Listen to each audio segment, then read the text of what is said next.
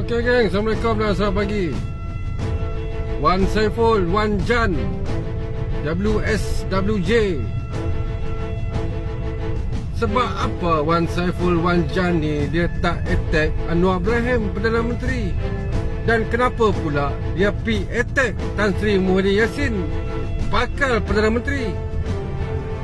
Sedangkan Wan Saiful, Wan Jan ni di blok pembangkang, tetapi dia menyerang Tan Sri Muhyiddin Yassin.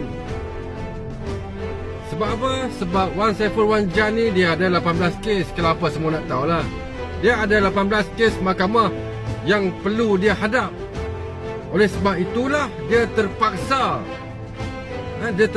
menyerang bakal Perdana Menteri Tan Sri Muhyiddin Yassin. Sepatutnya di blok pembangkang ni orang attack lah Perdana Menteri Anwar Ibrahim. Tiba-tiba nak dekat-dekat PRU ni, dia boleh pula beralih arah menyerang bakal Perdana Menteri Tan Sri Muhyiddin Yassin. Agak pelik tak? Agak pelik lah kan? So, kepada Wan Faisal pula, Wan Faisal, tak payahlah nak ajak ahli-ahli bersatu ni kenal Presiden Bersatu Tan Sri Muhyiddin Yassin. Kalau Wan Faisal nak tahu, Tan Sri Muhyiddin Yassin ni, dia ni adalah penggerak utama Parti Bersatu pada tahun 2018. Masa tu Wan Faisal mana mai lagi, tak mai lagi Wan Faisal.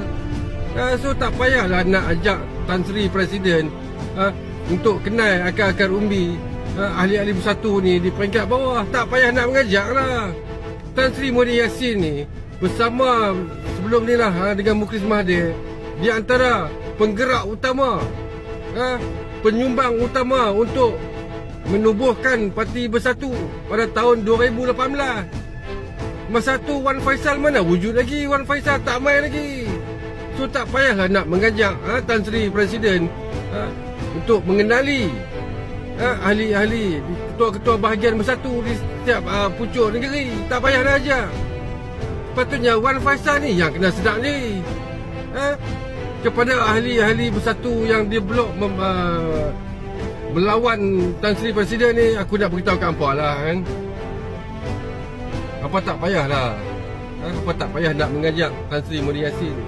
Erti perjuangan. Tak payah nak ajak Tan Sri lah.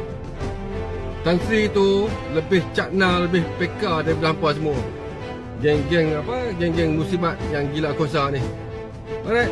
Tan Sri Muhyiddin Yassin sebagai Presiden Parti Bersatu ni dan juga pengerusi Perikatan Nasional ni, daripada sedang fokus untuk